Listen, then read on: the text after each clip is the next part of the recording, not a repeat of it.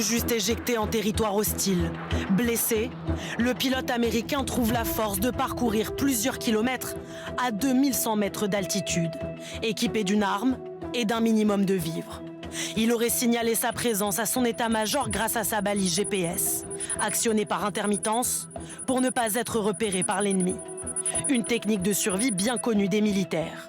En 2011, éjecté en Afghanistan, c'est exactement ce qu'a fait le lieutenant-colonel Alexandre.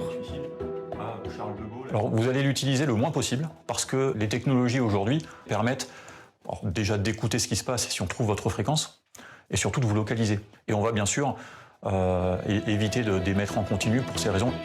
Le pilote américain aurait trouvé refuge dans une cavité rocheuse dans la montagne. Son objectif, que son signal ne puisse être repéré que par les satellites de la CIA, les services de renseignements américains. Au même moment, les militaires iraniens ratissent la zone où se cache le pilote. L'armée américaine pilonne le secteur. Un mur de feu empêche les Iraniens de capturer le soldat. Un stress auquel sont préparés les militaires. Ce genre de combat autour, certes c'est pas naturel pour nous, surtout nous pilotes de chasse qui d'habitude sommes un peu plus haut en altitude.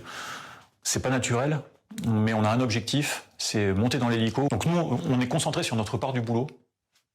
Eux ils font le leur. Mais on sait qu'on ne doit pas céder à la panique. Pendant l'opération, plusieurs appareils américains sont positionnés sur une base militaire abandonnée en Iran. Mais 2 avions ne parviennent pas à redécoller. L'armée américaine les aurait détruits pour que les Iraniens ne s'en emparent pas.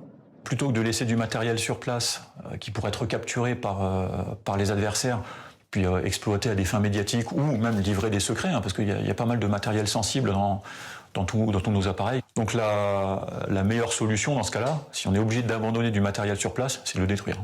Le pilote est exfiltré par une unité d'élite. La course contre la montre aura duré 36 heures.